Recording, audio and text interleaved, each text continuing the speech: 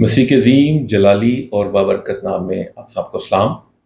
ہم خدا ان کا شکر ادا کرتے ہیں، خدا ان کے مقدس کلام کے لیے جو ہمارے قدموں کے لیے چراغ اور ہماری راہ کے لیے روشنی ہے۔ آج ہم خدا ان کے مقدس کلام میں سے پطرس رسول کا دوسرا عام خط، اس کا تیسرا باب اور اس کی 10ویں آیت سے ہم 14ویں آیت تک پڑھیں گے۔ اور آج ہمارا جو ٹاپک ہے وہ ہے آمد ثانی اور ہمارے فرائض۔ لکھا ہے، لیکن خداوند کا دن چور کی طرح آ جائے گا۔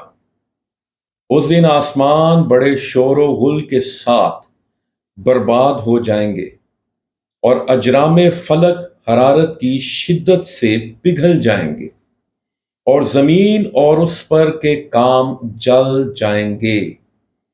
جب یہ سب چیزیں اس طرح پگھلنے والی ہیں تو تمہیں پاک چال چلن اور دینداری میں کیسا کچھ ہونا چاہیے، اور خدا کے اس دن یعنی آمد ثانی کے آنے کا کیسا کچھ منتظر اور مشتاق رہنا چاہیے۔ ہمیں اس چیز کا شوق ہونا چاہیے، اشتیاق ہونا چاہیے، جس کے باعث آسمان آگ سے پگھل جائیں گے اور اجرام فلک حرارت کی شدت سے گل جائیں گے، لیکن اس کے وعدے کے موافق ہم نئے آسمان اور نئی زمین کا انتظار کرتے ہیں، ہاللیلویہ، جن میں راست بازی بسی رہے گی۔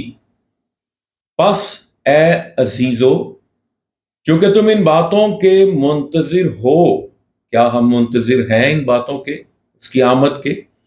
اور لکھا ہے، اس لیے اس کے سامنے، خداوند کے سامنے اطمینان کی حالت میں بے داغ اور بے عیب نکلنے کی کوشش کرو۔ آمد ثانی جو ہے یسوع کی دوسری آمد، خداوند یسوع مسیح کی جلالی آمد، اس میں میرا کیا فرض ہے، مجھے کیا کرنا ہے؟ کیا مجھے ہاتھ پہ ہاتھ رکھ کے بیٹھے رہنا ہے؟ کیا مجھے لوگوں تک پہنچنا ہے؟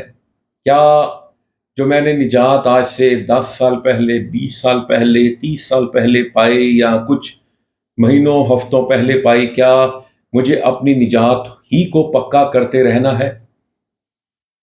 کیا مجھے باہر نکلنا چاہیے کہ نہیں؟ بائبل کہتی ہے کہ ہمیں اپنے آپ کو تیار کرنا ہے، تیار کرتے رہنا ہے، اور دوسروں کو بھی مسیح کے لیے جیتنا ہے اور مسیح کے لیے تیار کرنا ہے۔ پہلا میرا کام کیا ہے جو بائبل مقدس بتا رہی ہے کہ یہاں پہ اجرام فلک حرارت کی شدت سے پگھل جائیں گے اور زمین پر کے کام جل جائیں گے۔ ذرا لفظوں پر غور کیجئے۔ اور پھر پطرس رسول کہتا ہے جب یہ سب چیزیں اس طرح پگھلنے والی ہیں، یعنی زمین پر کے کام پگھل جائیں گے، جل جائیں گے، آسمان، ستارے، سیارے، ہر ایک چیز، نظام شمسی جو ہے وہ پگھل جائیں گے، وہ گل جائیں گے، لیکن ایک بات وہ کہہ رہا ہے، تو تمہیں پاک چال چلن اور دینداری میں کیسا کچھ ہونا چاہیے۔ کہتا ہے یہ سب کچھ مٹ جائے گا، ختم ہو جائے گا، جل جائے گا، گل جائے گا، پگھل جائے گا، لیکن آپ کا کردار، آپ کا کریکٹر جو ہے، جو بائبل مقدس کے مطابق ہے، آپ ختم ہو سکتے ہیں، لیکن آپ کا کردار اور مسیح میں جو آپ کے پاس ابدی زندگی ہے، وہ نہ پگھل سکتی ہے، نہ جل سکتی ہے، نہ ختم ہو سکتی ہے۔ ہمیں اس وقت اپنی زندگی پر غور کرنا ہے۔ ہم دوسروں کی زندگیوں پر ہی غور کرتے رہتے ہیں۔ جب یسوع مسیح آئے گا تو مجھے آگ میں سے گزارا جائے گا، اور جو میرے اندر رانگا ہوگا، کثافت ہوگی، میل کچیل ہوگی، جو بھی میرے اندر کمزوریاں ہوں گی، ان سے مجھے پاک کیا جائے گا، راستہ کیا جائے گا، دھویا جائے گا۔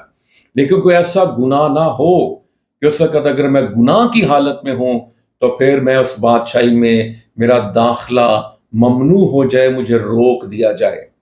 باقی جو کمزوریاں ہوتی ہیں، ایک انسانی کمزوریاں ہوتی ہیں، وہ تو خداوند برداشت کر سکتا ہے، لیکن بے باکی کے گناہ، پوشیدہ گناہ جو دنیا کی نظر میں تو نہیں ہے لیکن میری نگاہ میں ہیں، جو خدا کے کلام کے خلاف ہیں، اگر میں ان کی پریکٹس کر رہا ہوں تو پھر بائبل مقدس کہہ رہی ہے مجھے اپنے آپ کو پاک کرنا ہے، اپنے چال چلن، اپنے کردار، اپنے گفتار کو، اپنے کریکٹر کو مجھے پاک اور صاف کرنا ہے۔ یہ نہیں پگھل سکتا اگر آپ کا کردار مسیح میں مضبوط ہے۔ ہاللویہ۔ اور پھر وہ ایک اور بات کرتا ہے 14ویں آیت میں، پس اب عزیزو چونکہ تم ان باتوں کے منتظر ہو، اس لیے اس کے سامنے اطمینان کی حالت میں رہو۔ اگر آپ کا کردار جو ہے وہ اسٹرانگ ہے، مضبوط ہے، تو کہتا ہے پھر آپ کو چنتا کرنے کی ضرورت نہیں ہے، فکر مند ہونے کی ضرورت نہیں ہے، کوئی پریشانی آپ کو لاحق نہ ہو جائے۔ اور لکھا اطمینان کی حالت میں بے داغ، کوئی داغ نہ ہو، بے عیب، کوئی عیب نہ ہو، لکھا نکلنے کی کوشش کرو۔ خدا جب آئے تو آپ اس کے سامنے بے داغ ہوں، بے عیب ہوں۔ اور پھر اگر ہم پہلا پطرس اور اس کا جو پہلا باپ ہے اور اس کی 15ویں آیت پڑھیں تو یہاں پہ لکھا ہے بلکہ جس طرح تمہارا بلانے والا پاک ہے اسی طرح تم بھی اپنے سارے چال چلن میں پاک بنو، کیونکہ لکھا ہے پاک ہو اس لیے کہ میں پاک ہوں۔ ہمیں اپنی زندگی پر غور کرنا ہے، اپنی زندگی کا محاسبہ کرنا ہے، احتساب کرنا ہے، ایگزامن کرنا ہے، ہمیں اپنے آپ کو ٹیسٹ کرنا ہے، کہیں پہ کوئی داغ، چھری، دھبا میری زندگی میں تو نہیں، تو جو میری زندگی کو، میرے کردار کو وہ جو ہے وہ داغ دار کر رہا ہے۔ مکاشفہ 22ویں باب کی 10ویں سے 14ویں آیت میں کیا لکھا ہے؟ پھر اس نے مجھ سے کہا اس کتاب کی نبوت کی باتوں کو پوشیدہ نہ رہا، کیونکہ وقت نزدیک ہے، جو برائی کرتا ہے وہ برائی ہی کرتا جائے، اور جو نجس ہے وہ نجس ہی ہوتا جائے، اور جو راست باز ہے وہ راست بازی ہی کرتا جائے، اور جو پاک ہے وہ پاک ہی ہوتا جائے۔ یعنی پاکیزگی میں ہم بڑھتے چلے جائیں، ہمارا جو لیول ہے وہ پاکیزگی میں، وہ ہولینس میں بڑھتا چلا جائے، ہم روز بروز پاکیزگی کے درجے میں، لیول میں ہم نیو ہوتے چلے جائیں، ہم نئے ہوتے چلے جائیں۔ اور پھر لکھا ہے یسوع مسیح نے کہا دیکھ میں جلد آنے والا ہوں اور ہر ایک کام کے موافق دینے کے لیے اجر میرے پاس ہے۔ یاد رکھیے اجر یسوع کے پاس، آپ انسانوں سے اپنے اجر کی توقع نہ کریں۔